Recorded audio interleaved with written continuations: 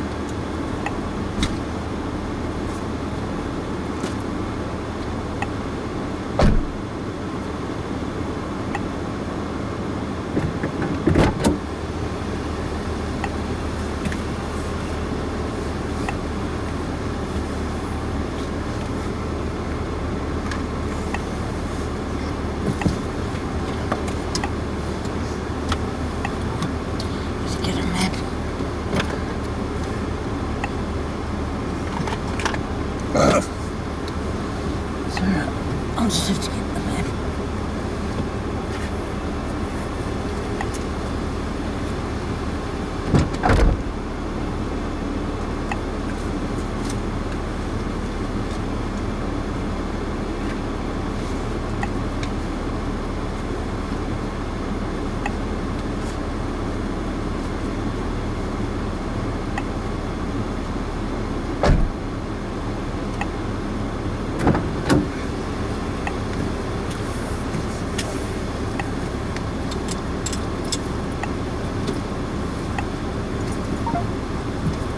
Turn left.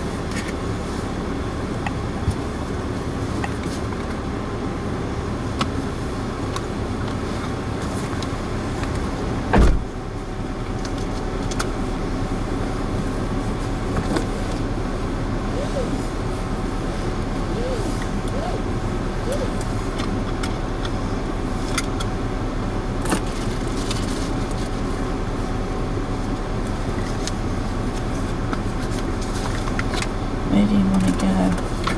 Oh, we'll go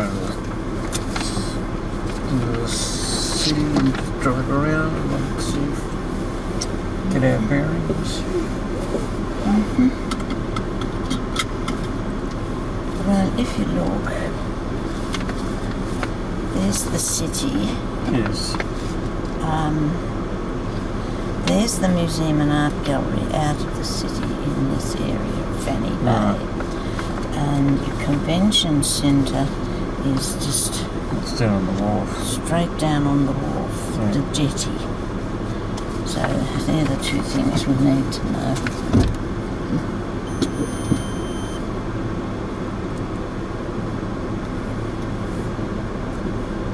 Plenty of room here, I don't know.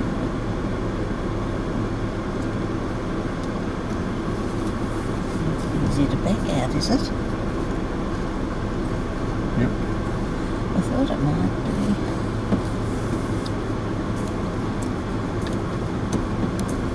And get around in a circle. Not a bad idea. It's easier than trying to drive around.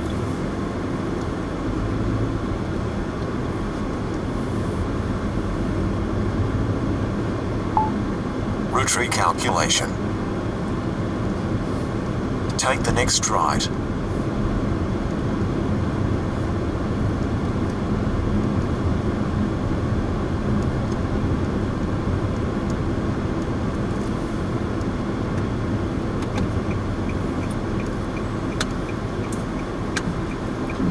They go either way. Pardon?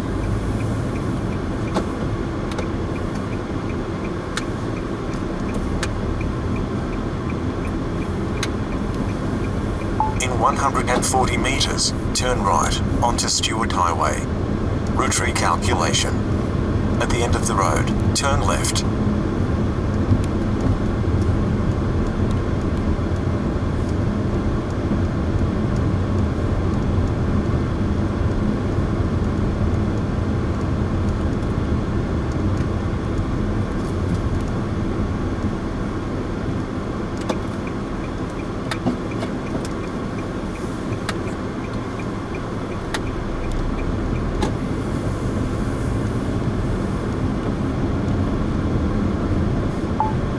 end of the road, turn right onto Stewart Highway, then turn right.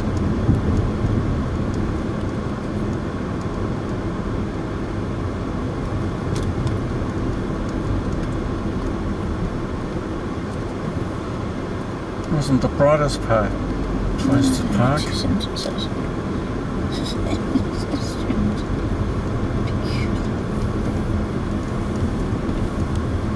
There's parking just there. Could have easily gone in there.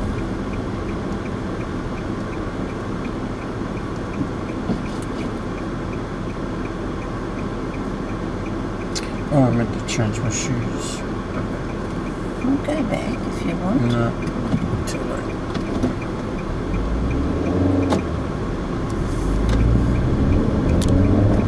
Turn right onto Stewart Highway.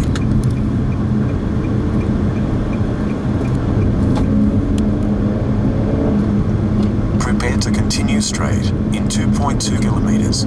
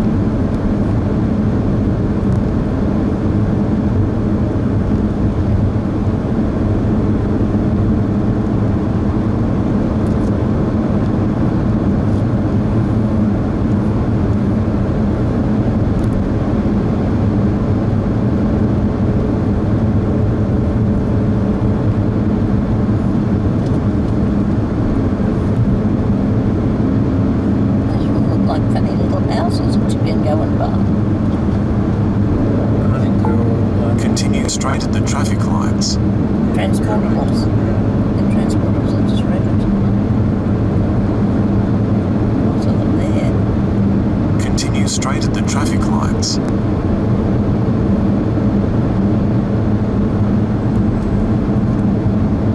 Drive for 5.2 kilometers.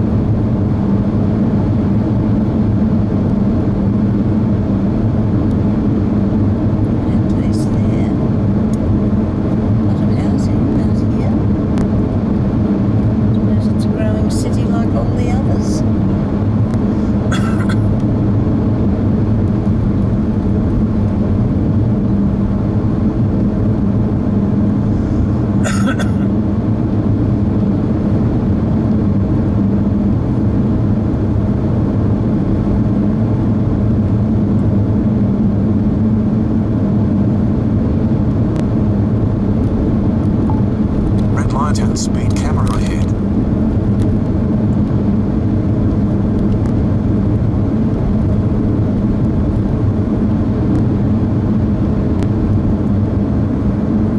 Red light and speed camera.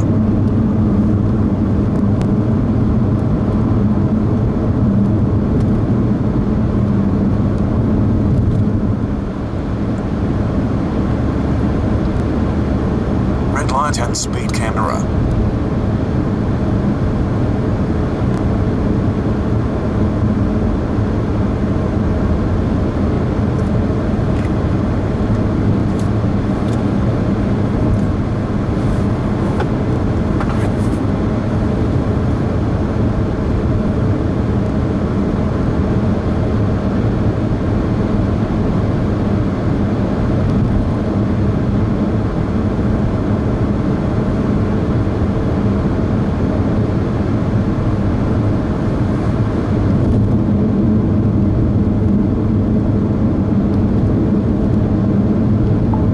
Turn left in 800 meters.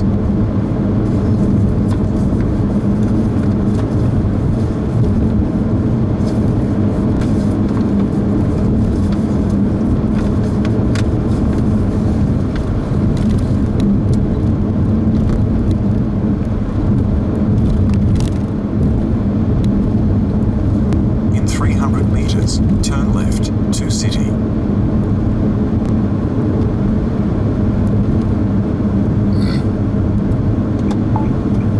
Take the next left to city.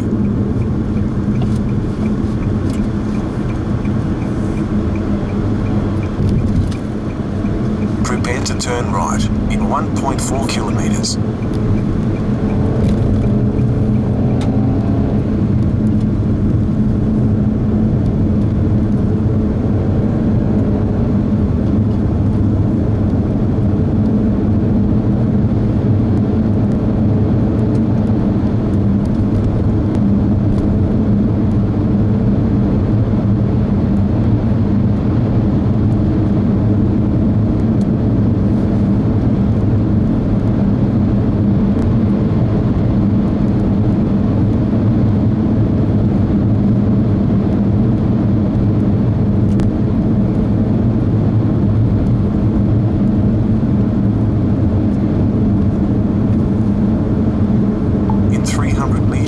Turn right onto Tiger Brennan Drive.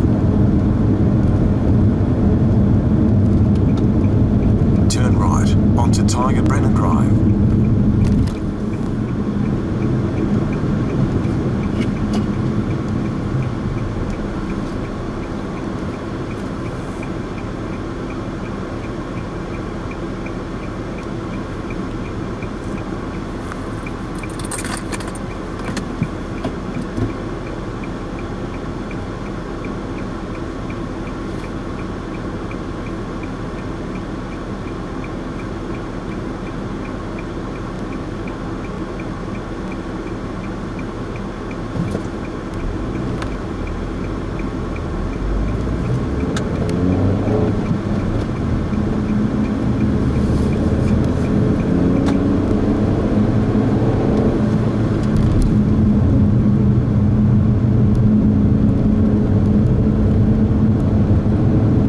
For 6.7 kilometers.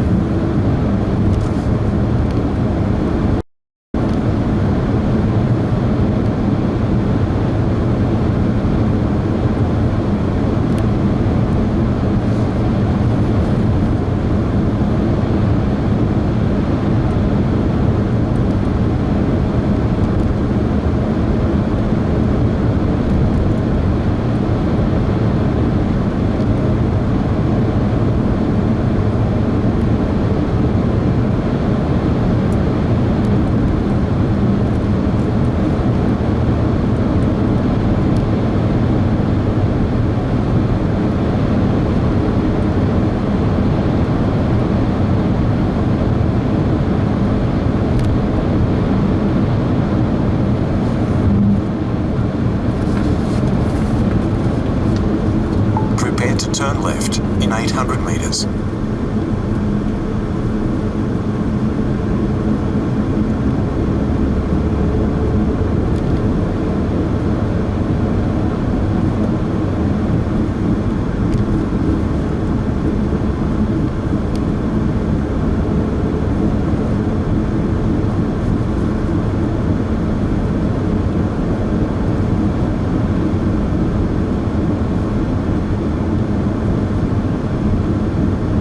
In 300 metres, turn left to Francis Spate Drive.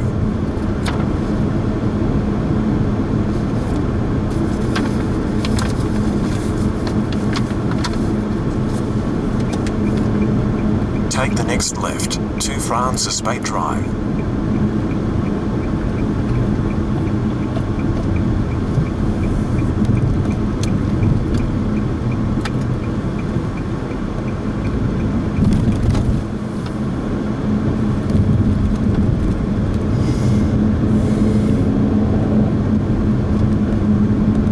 Prepare to enter the roundabout in 1.3 kilometres.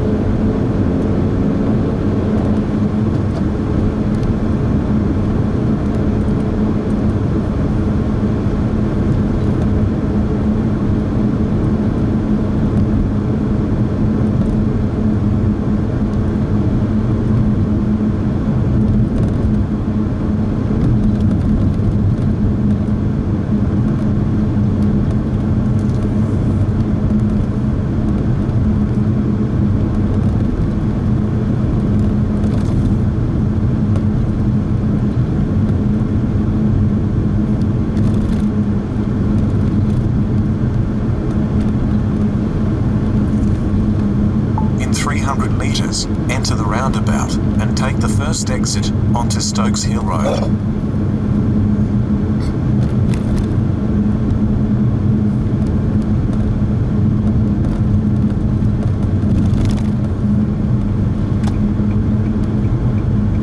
Enter the roundabout and take the first exit.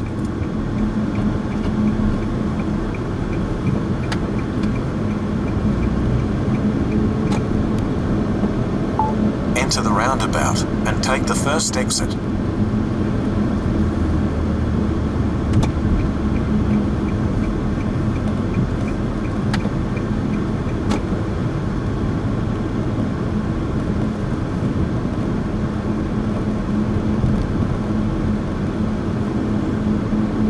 In 120 metres, turn back, then take the next left.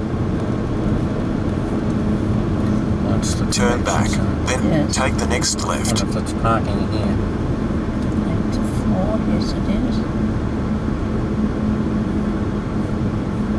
Route recalculation. Turn back.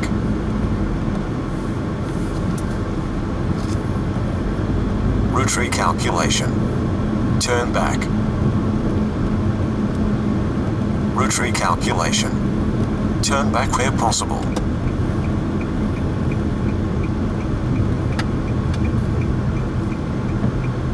Customers only. It doesn't stop, just turning around.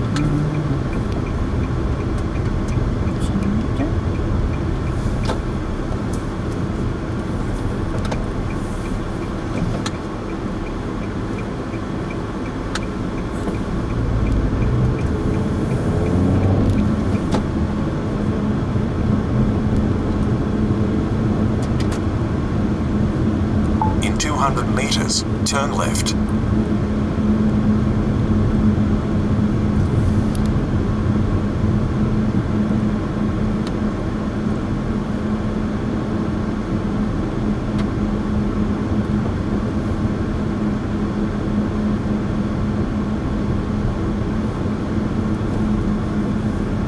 turn left. You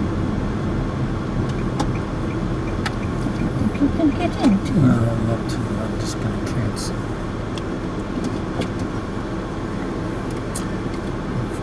Found what I want.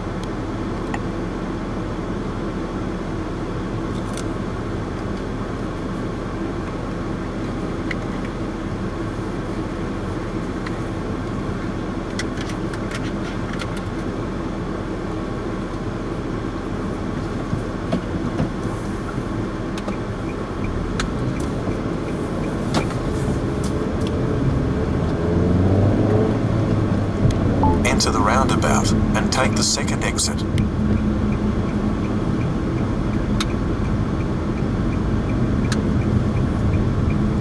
Take the second exit onto Stokes Hill Road.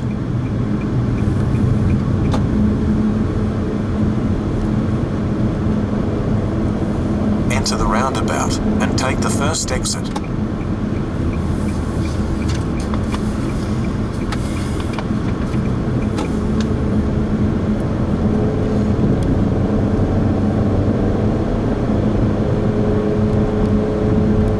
In 180 metres, turn left onto Bennett Street.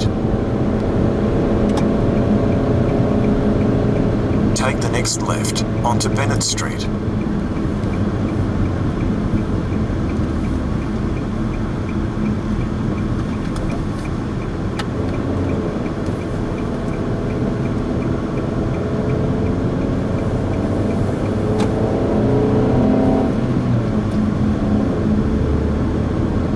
In 300 metres, turn left onto Smith Street, then turn left.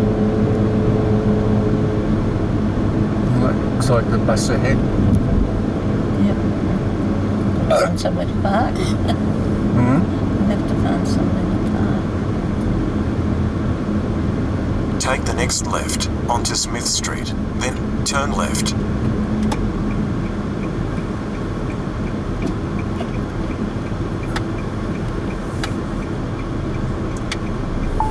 Take the next left onto Harry Chan Avenue, then arrive at your destination on the right. Well, there's a bus terminal with no Yeah, well, entry. you can't go out. Actually, can't go in there. So if we find parking along things, It's 2 hours. well, it's need more than that. I think we should do.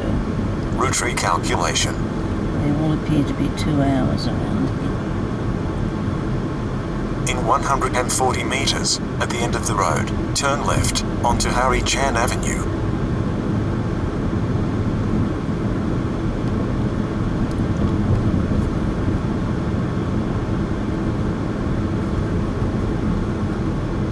Turn left.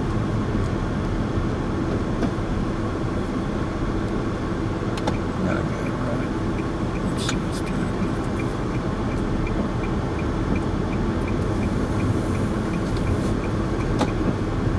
Route recalculation. Park. Ticket. P-ticket. That means almost limit. I think so. So maybe we'll just drive in here and read it properly. But it looks like we can stay. Which would be good. stupid to come and read it to Tim. I don't always understand these things. Gentlemen, welcome aboard Darwin Explorer's Hop On Hop Off City Tour. Thanks very much for joining us today, where we're going to spend the next hour taking a look at the famous sights of Australia's tropical harbour city, Darwin. Your ticket is your passport to unrivaled freedom, where you can hop on, hop off at any of our many stops, take a look around and then rejoin a later bus. Please, however, ensure that you keep your ticket in a safe place, as you'll need this if you choose to alight from the bus and then wish to rejoin us again later. Your ticket is valid for 24 hours from the time of issue and should be clearly visible. Buses operate until various times of the day depending on season, so please check with our staff for the time of that last bus today.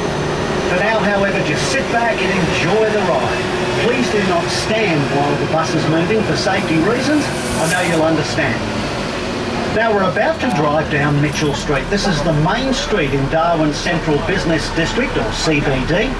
Coming up on the left is the Mitchell Centre Shopping Complex, housing as well as a range of shops, a variety of good restaurants and some popular local bars.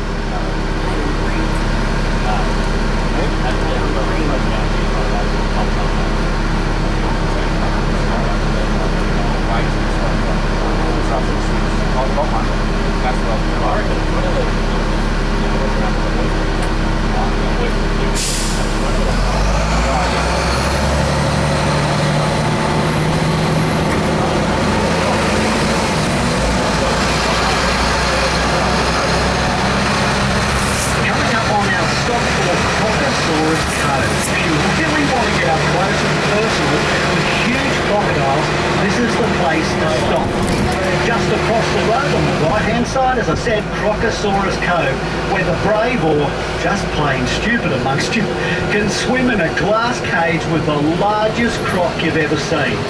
Now, if you want to get to Crocosaurus Cove, if this interests you, then ask your driver for fast track entry tickets, and we say goodbye to you right now.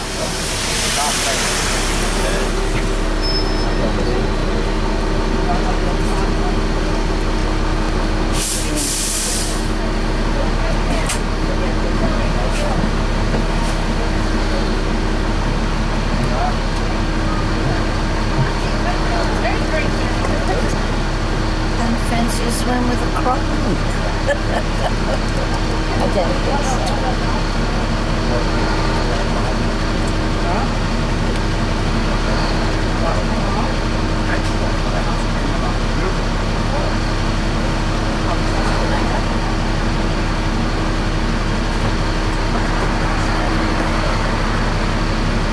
Is there anywhere you want to get off and look? No. You happy to go right round? Either way, I don't mind. I thought whatever it is,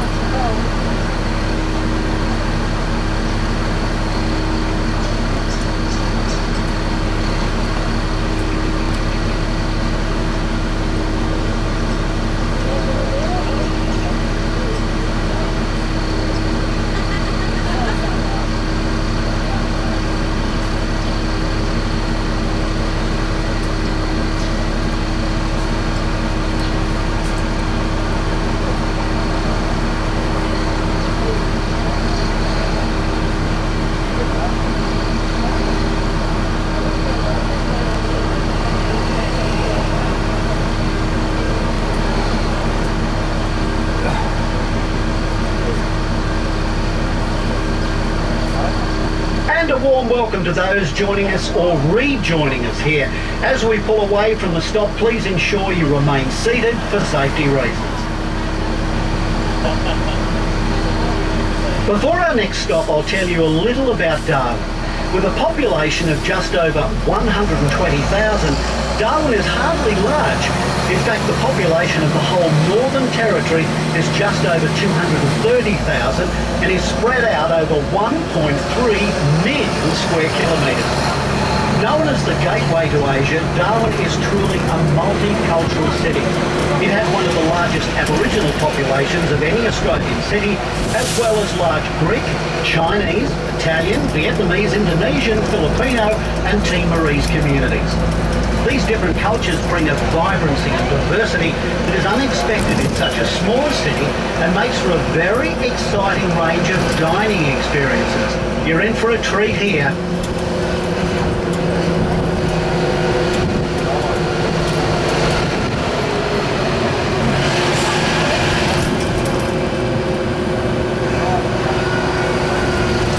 We're now coming up to our next stop, Doctor's Gully. Located nearby is Aqua's Scene fish feeding, which is around about a 5 to 10 minute walk from here. Due to the tidal nature of the fish feeding, check with the driver for times of the next fish feeding display.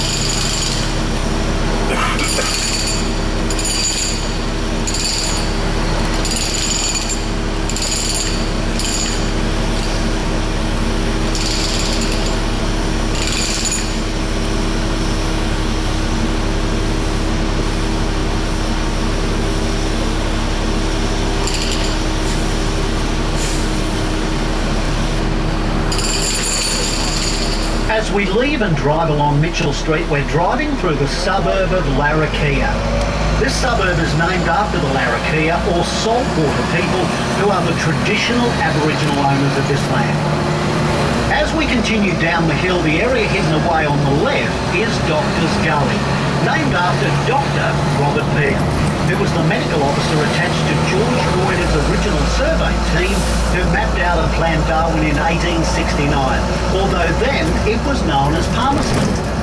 It was here that Dr. Peel found our first natural water supply, and the original well is still named Peel's Well, and is now a heritage-listed site. It was also here during World War II that the Catalina flying boats of the 43 Squadron, or Black Cats, they were known, were based and carried out reconnaissance and rescue missions that also acted as bombers against the Japanese. Despite being flying boats, the Catalinas could carry up to 16 250-pound bombs, stay in the air for up to 30 hours non-stop, and could cover 4,000 kilometres without having to refuel. Remarkable aircraft for sure. Ahead of us is the site of the old Darwin Hospital.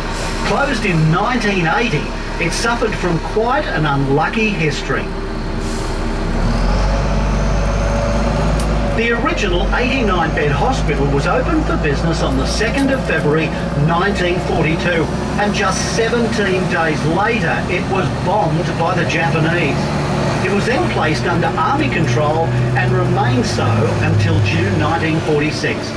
By the 1970s, it was obvious that due to an increased population that a larger hospital would be required for the future.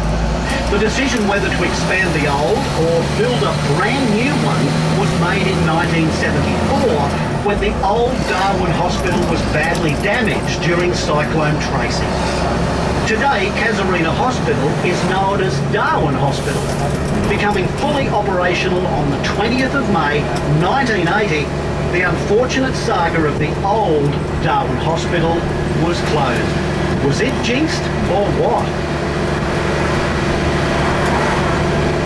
Now we're entering one of Darwin's most elegant and exclusive areas, Cullen Bay. Cullen Bay is an engineering marvel. With very high tides, the reclamation project was a complex undertaking. 150,000 tonnes of rock was brought in from Mount Bundy Station, 140 build the sea wall. 1 million cubic metres of sand was dredged from the harbour and pumped into the land project to build the residential islands and roads. Cullen Bay is today one of the most desired residential areas in the north of Australia. The permanent residents of Cullen Bay Marina Precinct enjoy a waterside lifestyle that is the envy of many. And why not? Incorporating Darwin's proud, unique history and heritage and magnificent climate, this really is a unique and special part of the world to live in. We're proud of Darwin and we love to show it off to you.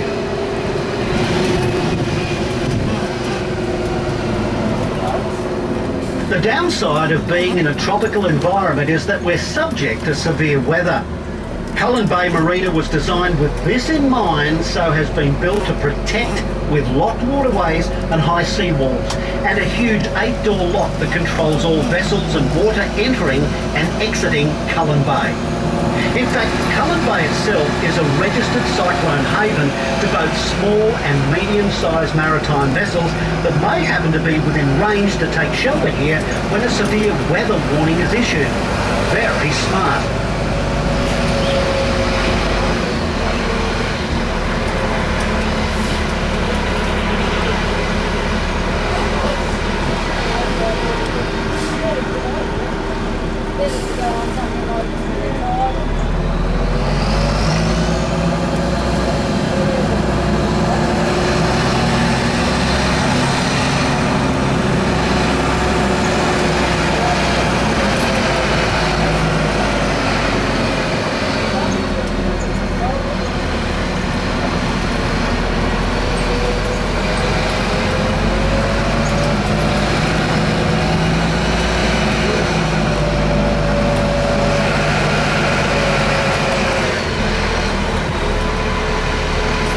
We're now approaching our stop here.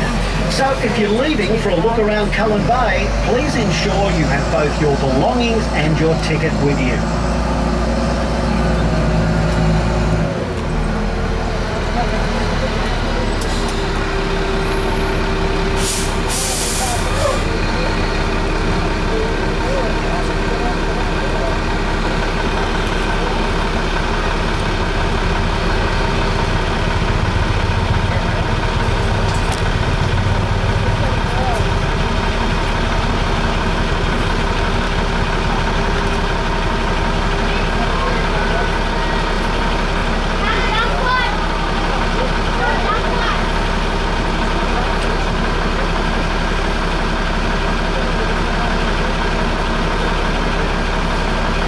For those who just joined us, I hope you've enjoyed your time around Cullen Bay.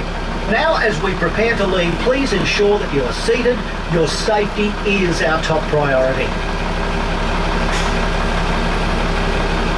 As we return through Cullen Bay, I'd like to talk about our weather. Here we say it's either hot or hotter, unlike the rest of Australia down south.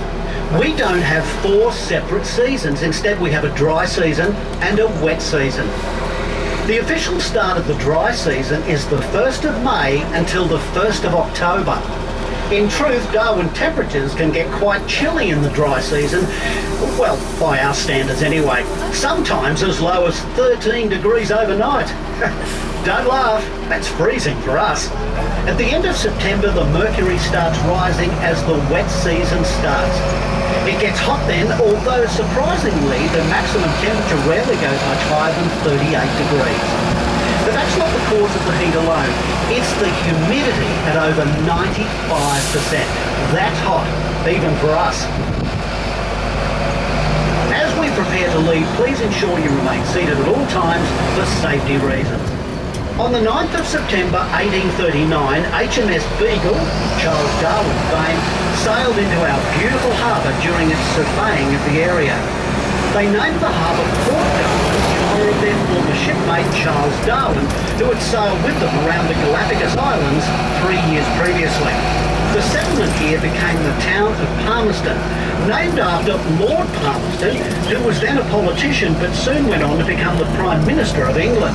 Unknown to the crew of HMS Beagle at the time, Charles Darwin was to later publish a book about his voyage on the ship and become one of the most famous men in scientific history, as his trip on HMS Beagle had led him to a breakthrough and the discovery of evolution in his publication Origin of Species. Lord Palmerston was all but forgotten here by 1911, whereas Darwin was the name on everybody's lips, so the town was renamed Darwin. I'd just like to take this opportunity to say officially, welcome to Darwin.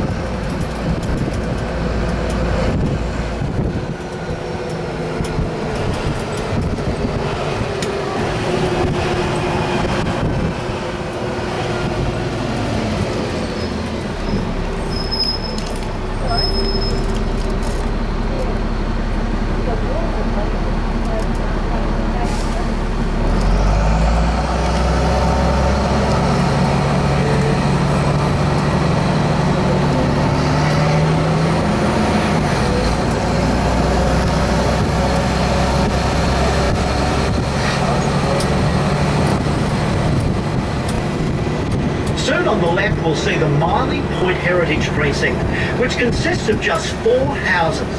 What makes this precinct special is that these are the last 4 houses of their kind. They're museum pieces still in their original location, as they are the only examples of pre-World War II Darwin architecture. The houses were built in the early 1930s and remarkably they survived both the bombing of Darwin and Cyclone Tracy. We're now heading downhill towards one of this area's most famous markets, the Mindle Beach Markets, held alongside the beach every Thursday and Sunday from 4:30 p.m. till 9:30 p.m. during the dry season. If you have a chance to visit the market, you'll also experience a sensory overload of flavours and colours. There's stalls operated by local artists, many of whom can be found creating the artworks they sell. Alongside are some of the tastiest food stalls offering a wide variety. The hardest part is choosing which one to try first. Yum.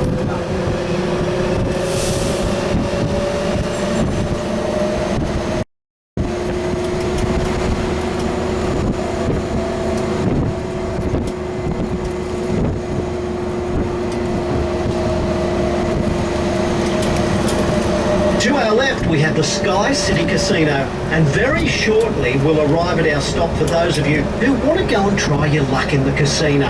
Inside, you'll find over 1,400 electronic gaming machines known locally as pokies, as well as the more traditional baccarat, Caribbean stud poker, roulette, blackjack, and many other games. So the question is, are you feeling lucky? Well, are you? If not, then this is also your stop for the Mindle Beach Markets and the Botanical Gardens.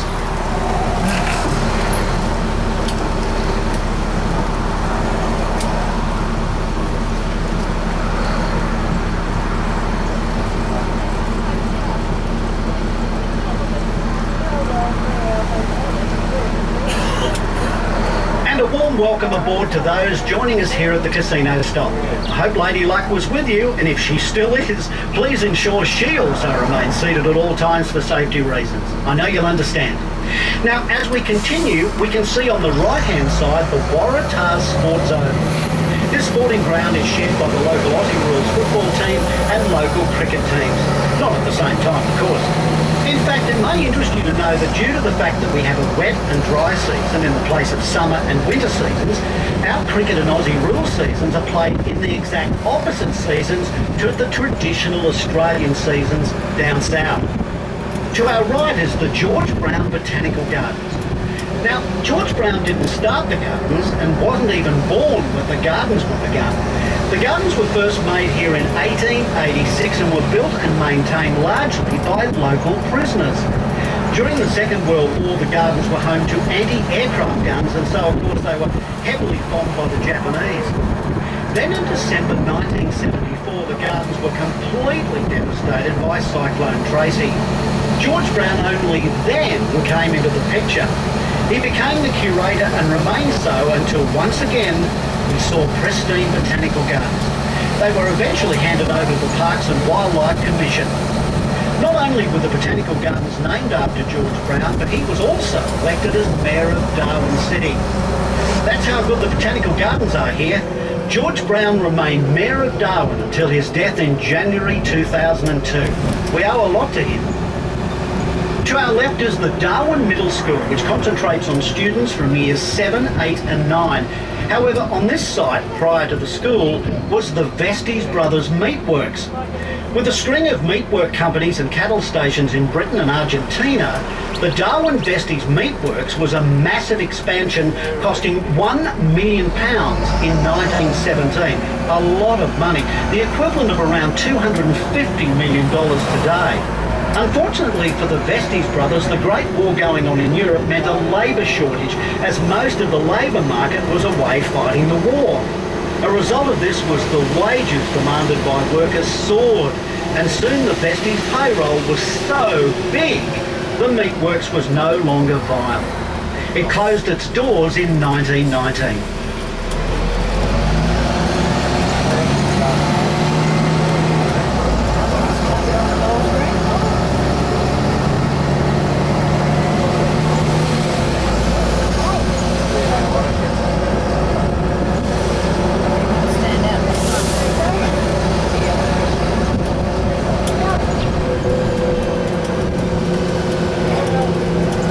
Okay, ladies and gentlemen, and boys and girls, we're now approaching our next stop, the Museum and Art Gallery of the Northern Territory. The museum was first opened in 1981 and consists of 5 major permanent galleries: a touring gallery, education facilities for school groups, a theatre, the museum shop, and if you're feeling a little peckish, it has a great cafe, the Cornucopia Cafe. If you're leaving us here, please keep your ticket in a safe place, and we look forward to welcoming you back a little bit later. Check with your driver for times of later buses and enjoy your time in the museum.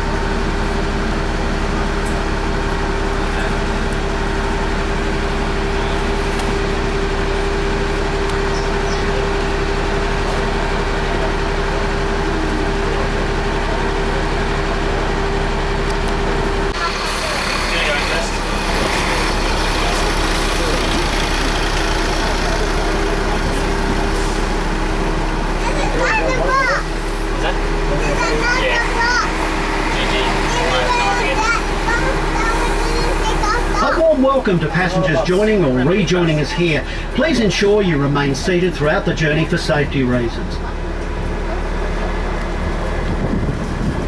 The suburb of Fanny Bay takes its name from the adjacent bay, which is believed to have been named by the surveyors of George Goyder's expedition in 1868.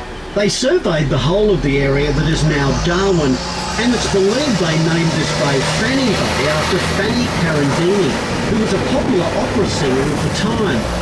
Today, Fanny Bay is best known for its jail and its racecourse, which is home to the annual Darwin Cup Carnival. The carnival runs over 6 weeks, and the Darwin Cup itself is held on the first Monday of August each year. The Darwin Cup Carnival attracts more than 20,000 horse race enthusiasts, and the numbers increase each year.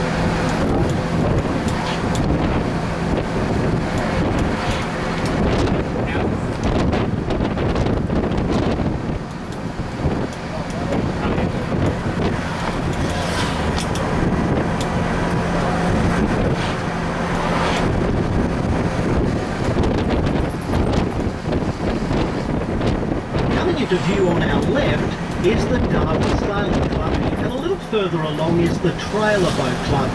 These clubs are both family orientated, great places to pop in for a meal or a drink. There's also some great places to view that famous Darwin sunset. It's magnificent.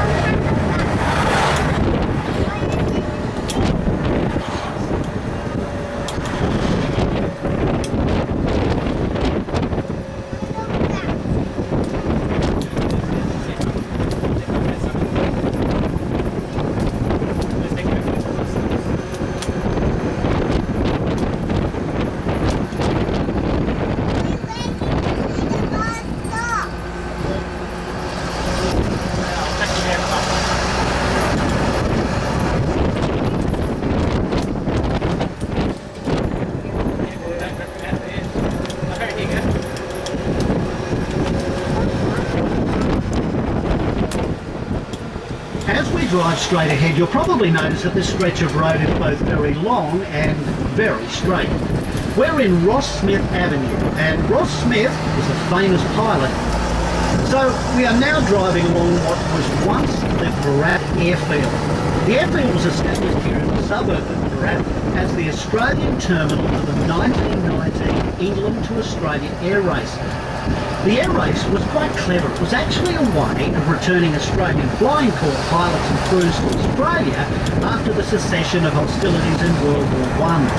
The pilots were of course required to fly their aircraft home, and the incentive to do so was a £10,000 prize, an absolute king's ransom at the time. The prize was offered under strict conditions.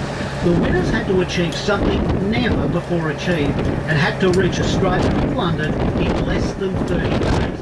And it had to be completed before the end of 1919. Well, Rossity's brother Keith Smith landed here and claimed the prize, having accomplished the first ever flight from Europe to Australia, distance of 18,500 kilometres in 27 days and 20 hours. Incredible for its time. The Japanese bombed the aerodrome in a number of raids on Darwin during 1942, resulting in extensive damage. And as a result, the civilian airport at Barat was closed at the end of 1946, giving us this long, straight road.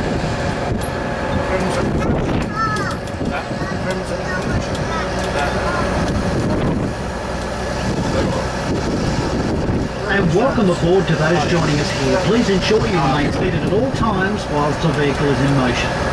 As we continue along Ross Smith Avenue, to our left you'll notice some new stylishly designed townhouses. These are ultra-green, eco-friendly townhouses and have been designed to minimise electricity usage, even controlling airflow through directional louvers to save the need for air conditioning.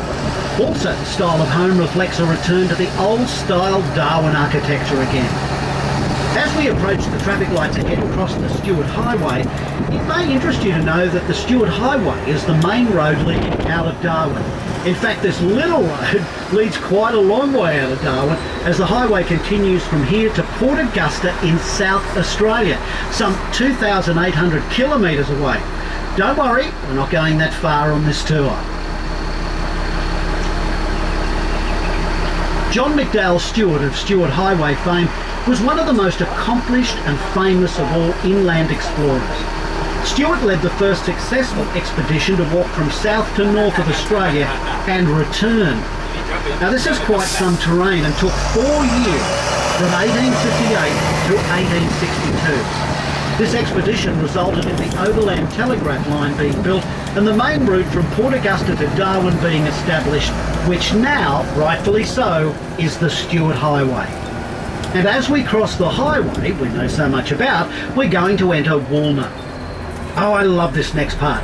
Now, no tour is complete without the mention of beer. So on the left you may see Bishop Street followed by Brewery Place. This was the original home of Carlton United's Darwin Brewery. The brewery opened in 1957 and made the iconic Darwin stuffing. The original Darwin stubby was a mere 2.25 litres in size. Although the stubby has had many changes in size over the years, it continues to be a much sought after commodity. Now, the brewery closed in the late 1980s, taking the iconic Darwin stubby to Queensland, which doesn't seem right.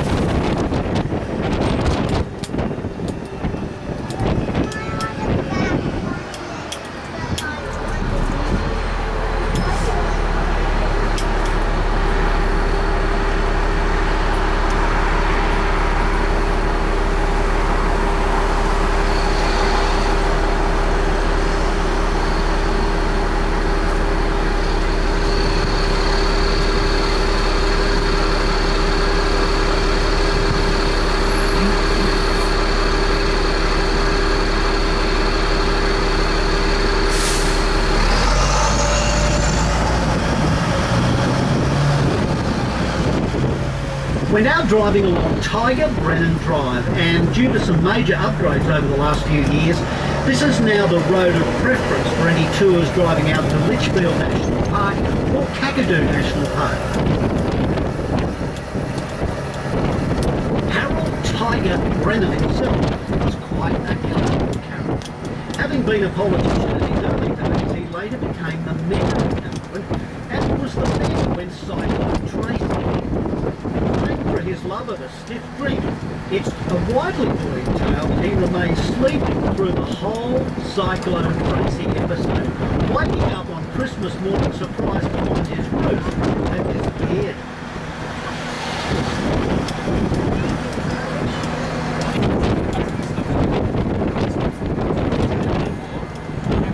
To the right is the Chinese cemetery. This old cemetery was exclusively Chinese cemetery, although no longer used. It's administered by the Changhua Society and is a reminder of the strong connections Chinese people had with the development of the north of Australia. The strongest Chinese connection was with the gold rush in Pine Creek back in the early 1870s, when most of the prospectors were Chinese.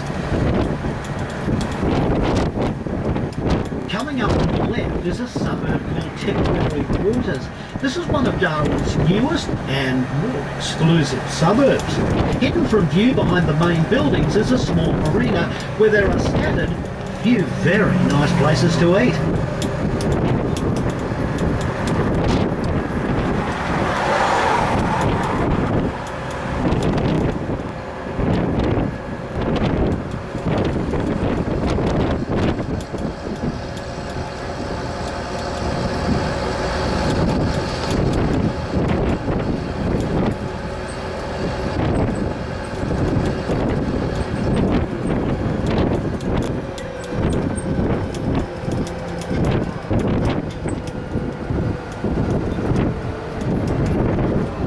We're now driving along Francis Bay Drive, and although there's no official record of where the name for the road comes from, it's believed that George Goyder, the original Survey General, named it after his wife Frances, the mother of his 9 children. Now, had he named streets after them, Darwin would be much larger. The area on the left is known locally as the Darwin. Ladies and said that the pristine waters of the South Sea provide the best pearls of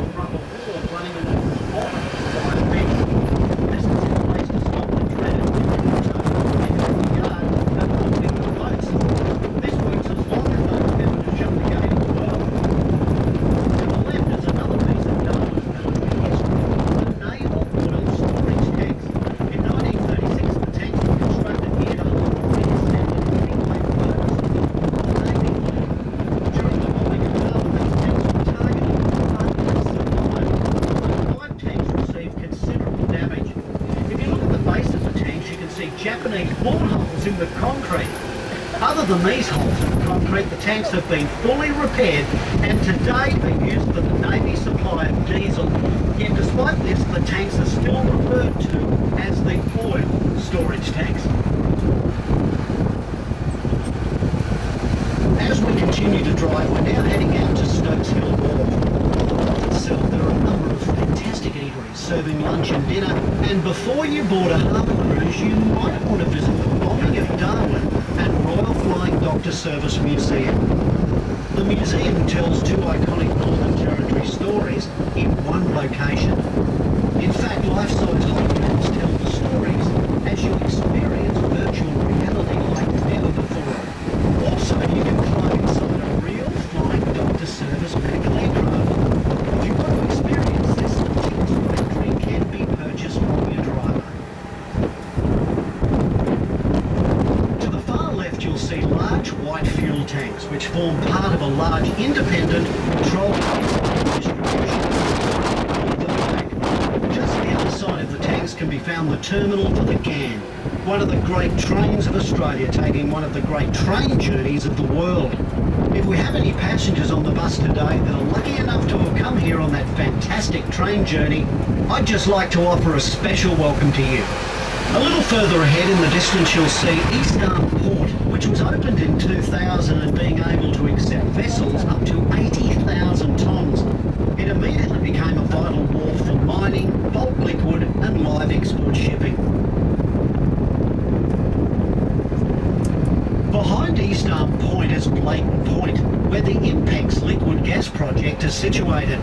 This 5-year, $34 billion project has changed the landscape and some say the economy of Darwin. Gas is piped in from fields up to 890 kilometres away and has cooled down to minus 161 degrees, which is where the natural gas becomes liquid in those big white tanks, or eskies. As we get closer to our next stop, I'd like to tell you about Stokes Hill Wharf, which has a long history dating back to the early 1800s. Having been used both for the arrival of European settlers, then by ships and flying boats during the war, when it became a target and was hit with the full force of Japanese bombings. Lastly, on a lighter note, if you think you recognise this area, well, it's from the movie Australia, which was filmed right here. Although the cattle didn't run on this wharf, that was a wharf double in Queensland. We'll soon be arriving at Stokes Hill Wharf. If you wish to enter the Bombing of Darwin Museum, tickets can be purchased from our driver.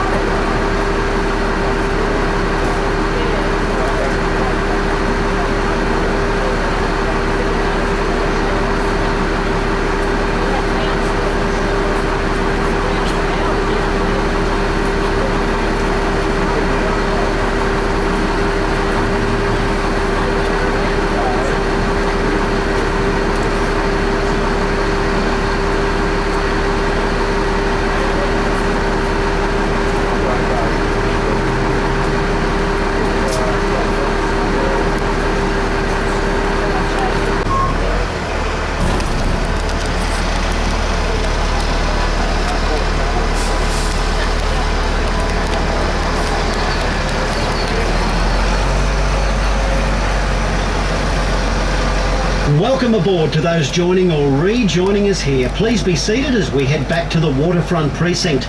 As we leave this historic part of Darwin, we can see over to the left a very impressive view of the growing cosmopolitan and very tropical city. And what a great view, and what a great city it is. As modern as Darwin becomes, it seems to never lose touch with its past. And today Darwin is still known as the best place to buy works of art, especially Aboriginal art, and some great pieces can be found in the galleries and even in some of the markets. And sometimes you can even watch the artist at work and buy works as soon as they're dry.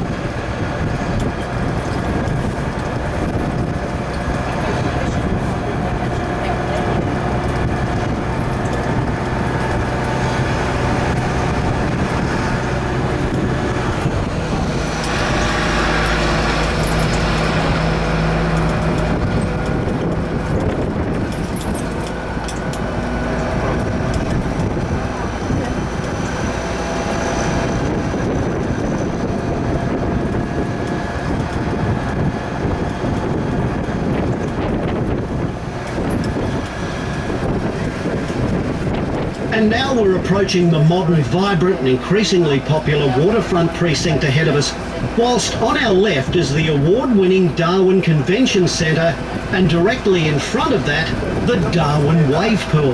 A peculiarity of geography is that Darwin doesn't usually have waves unless there is a cyclone, of course, so the wave pool is very popular with local children.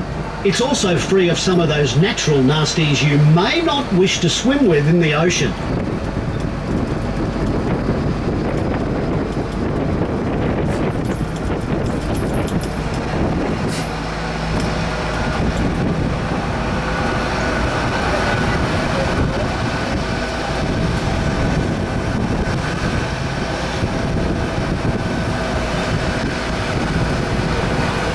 We're now stopping here for the waterfront precinct and also our stop for the oil storage tunnels. If you're leaving us here, please keep your ticket in a safe place, and we look forward to meeting you again later in the day.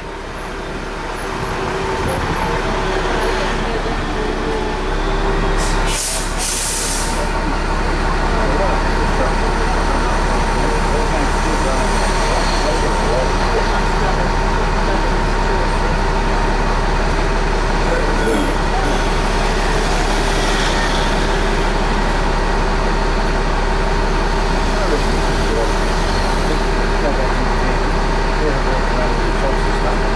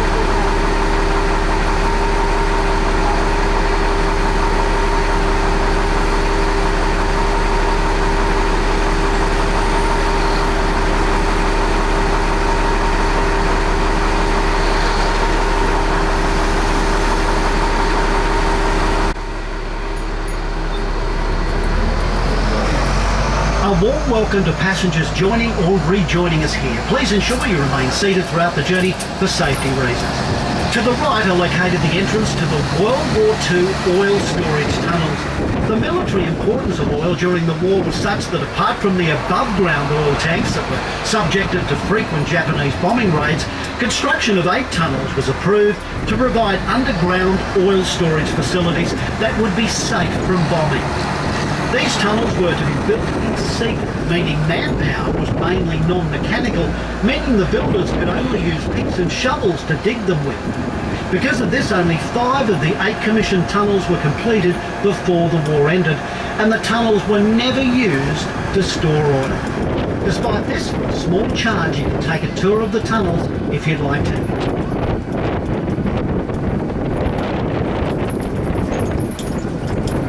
We're now approaching our stop for the Fort Hill Walk. On days when there are cruise ships moored here, this can be a place of almost constant activity. Of course, when there's no cruise ships visiting, it can be whisper quiet here.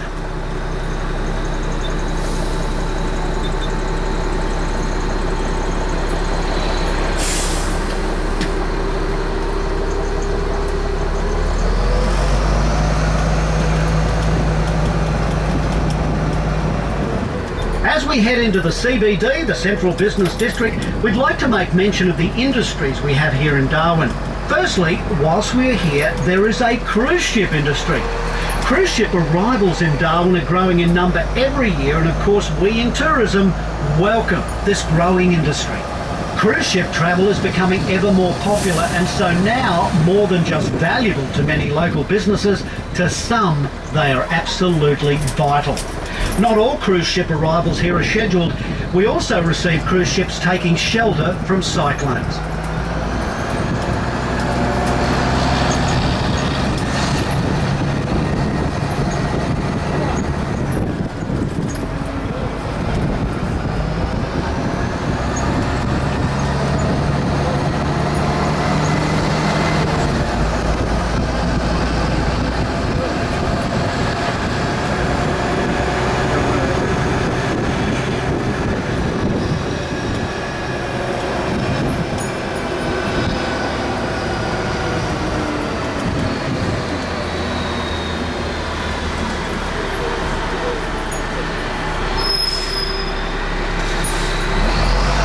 Drive along Kitchener Drive, you'll see ahead an overpass. Now, this overpass is a handy walkway for those who come from Smith Street to the increasingly popular waterfront precinct.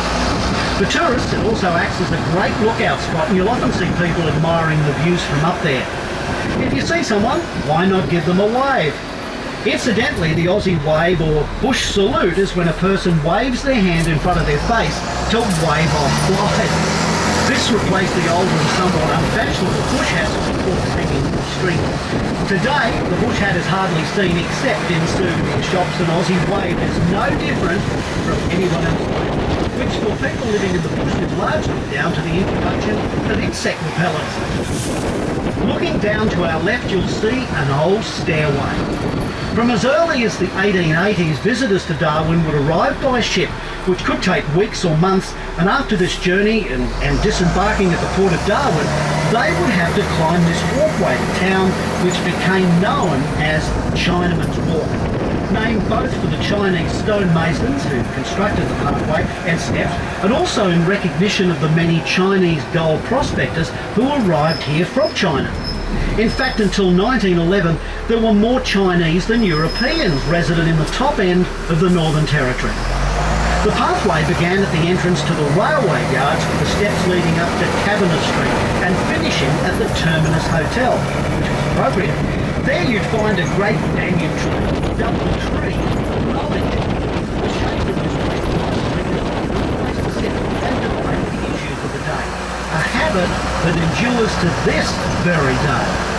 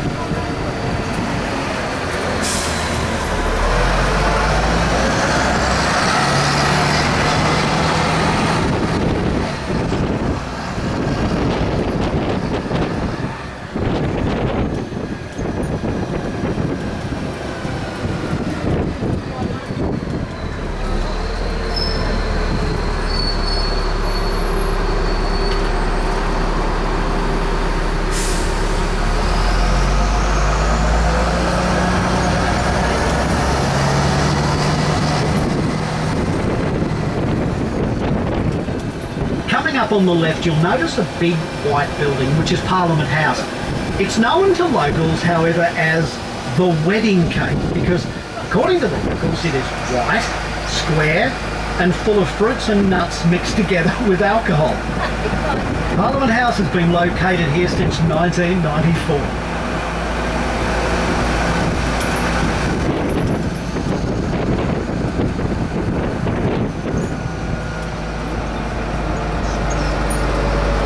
To the right, and not to be mistaken, is the Administrator's House, or Government House, with its perfectly manicured lawns. Built in 1871, Government House is the oldest European-style building in the Northern Territory and doesn't suffer from wedding cake jokes.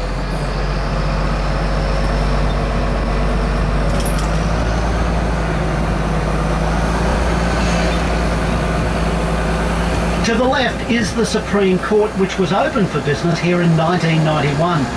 I'm told a visit here can be very expensive, so best to avoid it during your visit. The two buildings on the bottom left are the old courthouse and the police station, both built in 1884. These two buildings were the Northern Territory's original courthouse, police station and prison cell blocks. During the bombing of Darwin, they were used as naval headquarters before being refurbished to their present condition. And so we turn into Smith Street and head towards our terminal.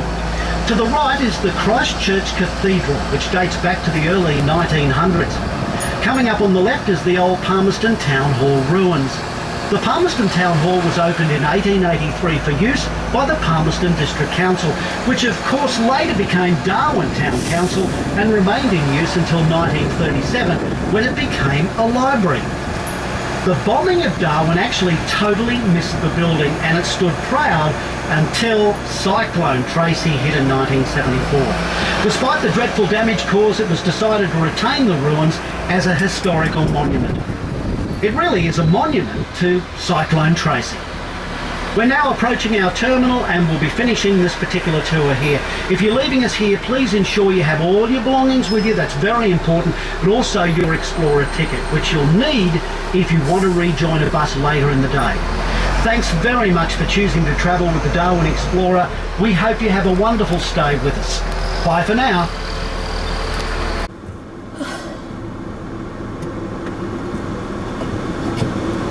You want more at you? You can have more and I'll put this one. Because that'll give you more. It's pretty good.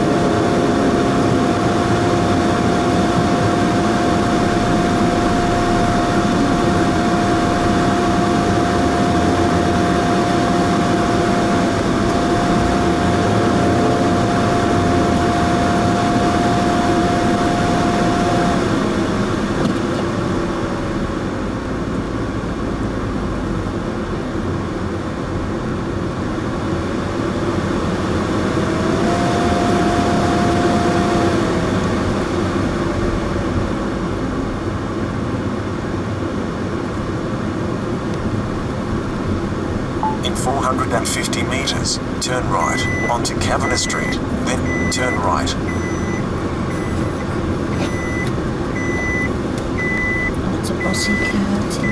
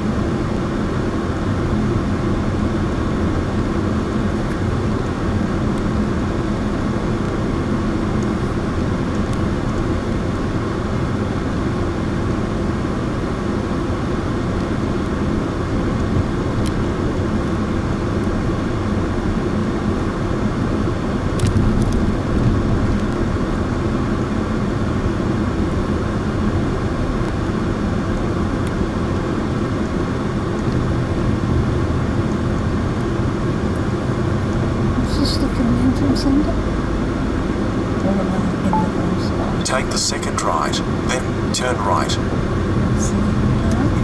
ABC. It was the convention centre. turn right Oh, onto way back Bennett the Street. other Way back. It's all right.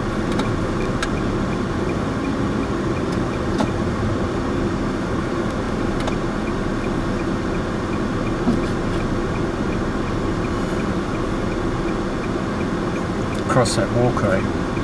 Just Okay, anyway, tomorrow. from the bus terminus, you walk down there, across that airway into the centre. We drove past it before though, didn't we? Just changed a few roads. That's all right.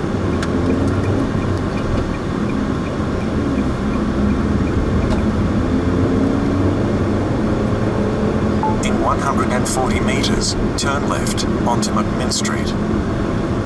Turn left onto McMinn Street.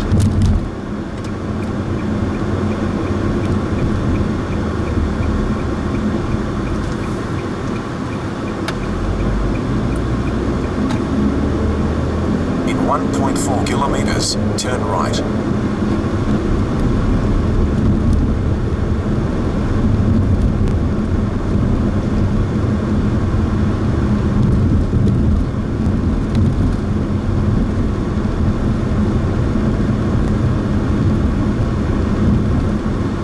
Maybe they'll do that to Victorian.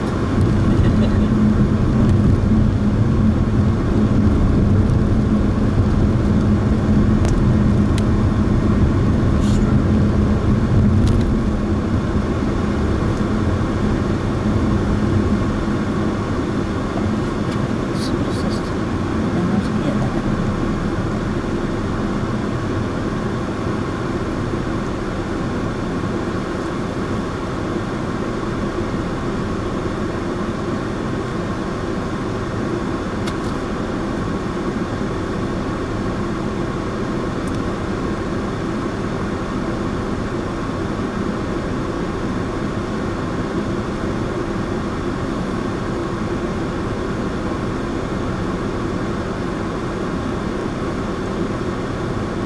It's like it's at the end.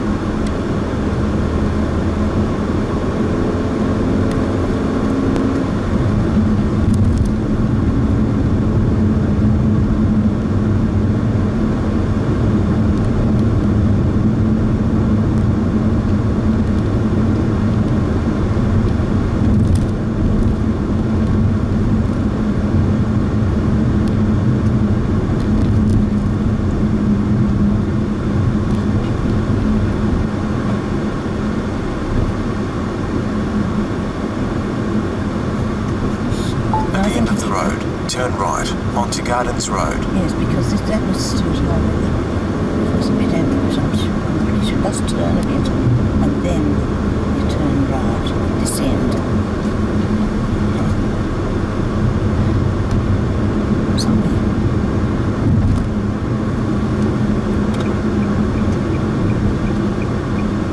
At the end of the road, turn right. Okay, this way.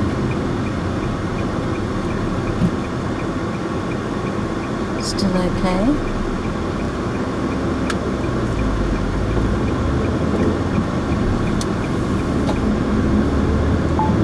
Prepare to arrive at your destination in 800 metres.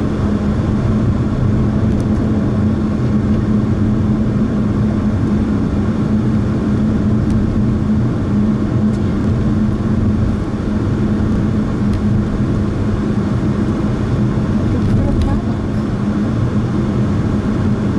Surely there's a park in it.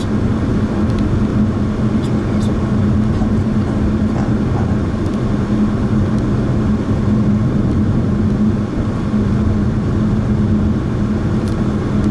Always, of course. In 300 metres, you will arrive at your destination.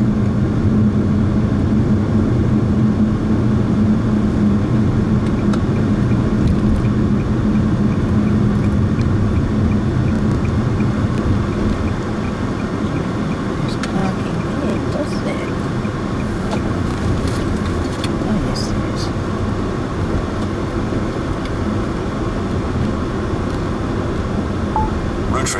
calculation. In 90 metres, they're left. Oh, there's a bit of a spot for you. Somewhere here.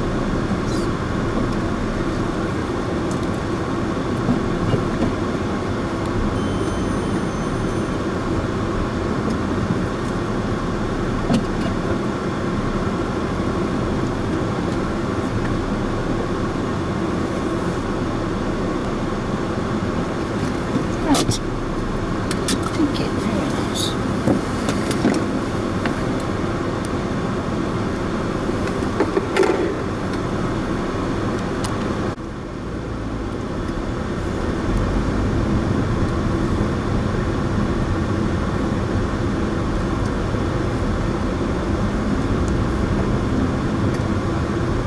Take the next right onto Connaught Street.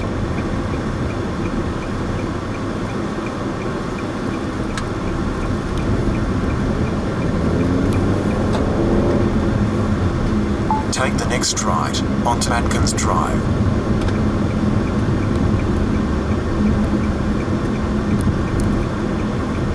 See, that's where we were up there, I think. Yes.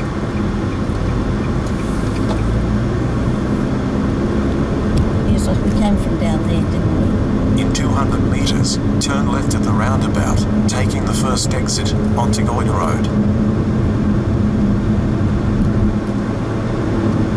Turn left at the roundabout, take the first exit.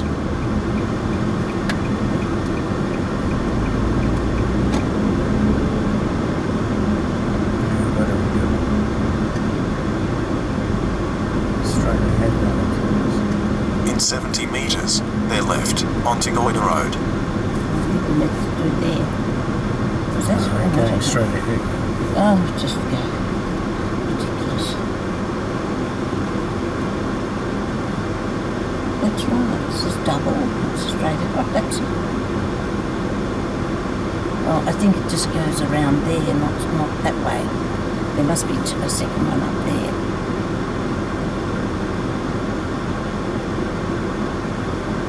Just go slow down.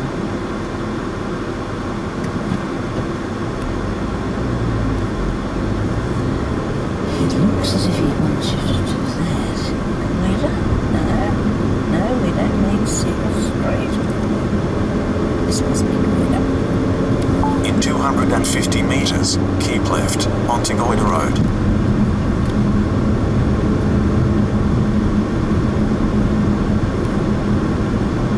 That's the one. Right. Keep left.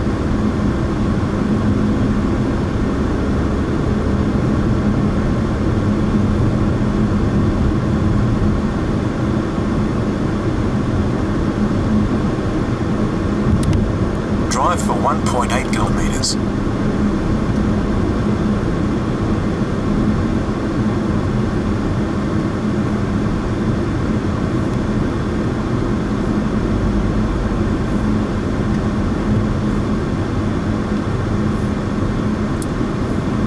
I'm going to have to ask Rosemary where she lived. Now that I know something of the suburbs. Red light and speed camera ahead.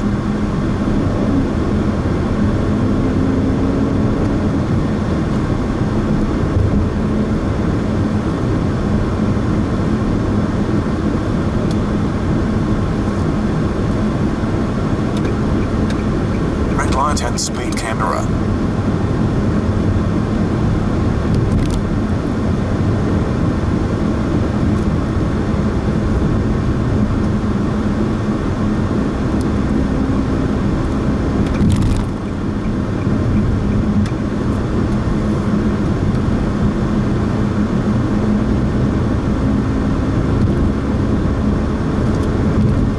Prepare to keep right in 800 metres.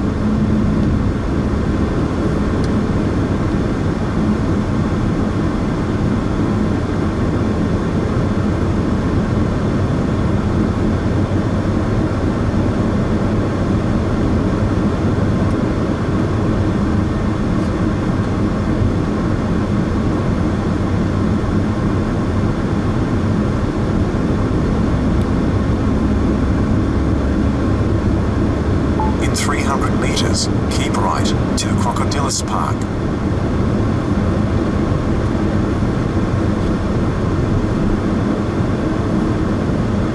Keep right.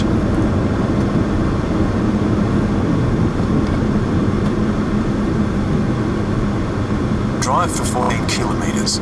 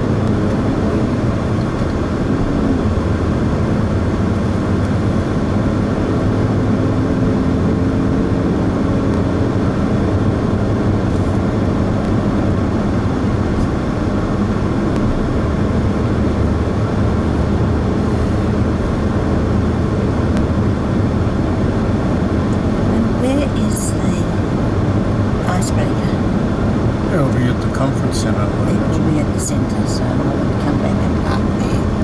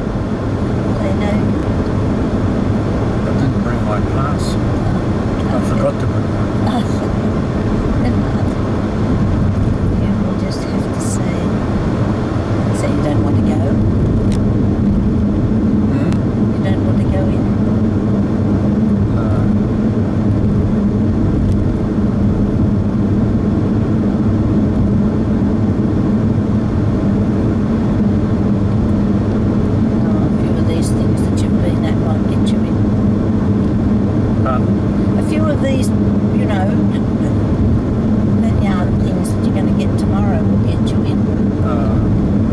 Do you want to go?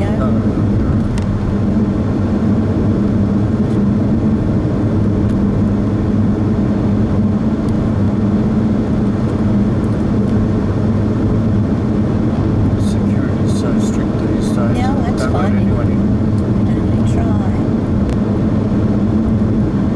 Identity and never mind, up to you.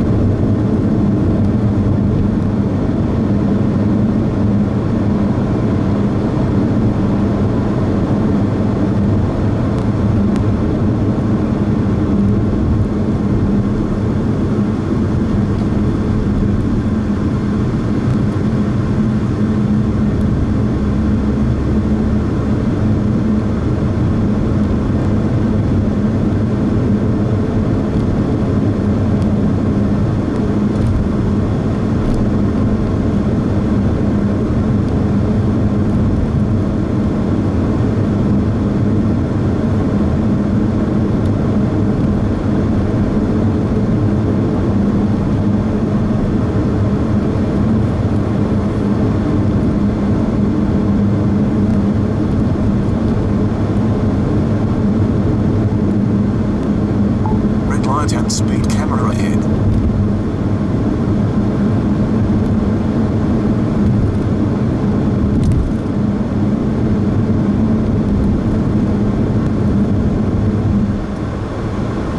Red light and speed camera.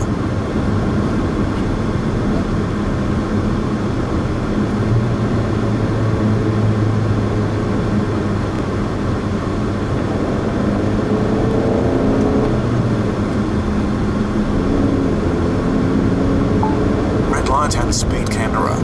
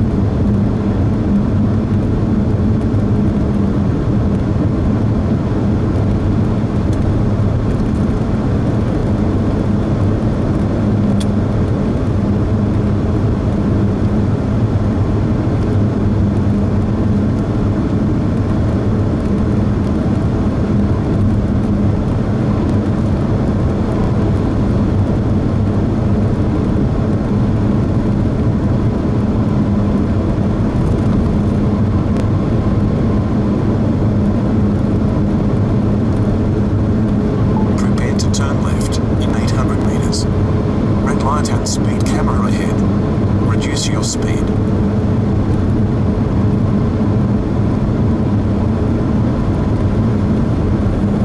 Reduce your speed.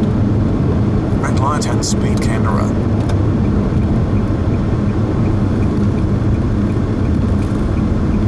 In 300 meters, turn left onto Stewart Highway, then turn left. Red light and speed camera.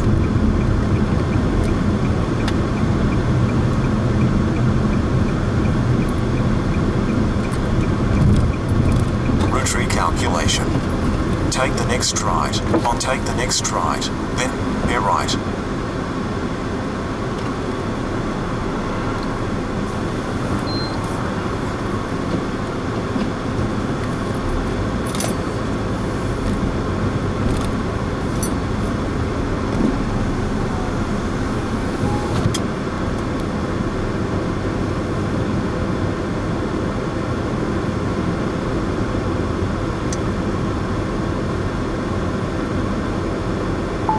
Route recalculation. Take the next right. So where we are. Never mind, I do get confused.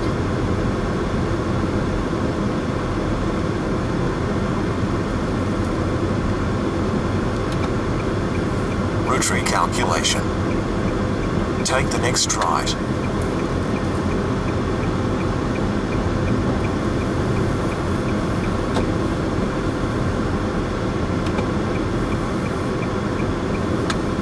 In 120 meters, turn right.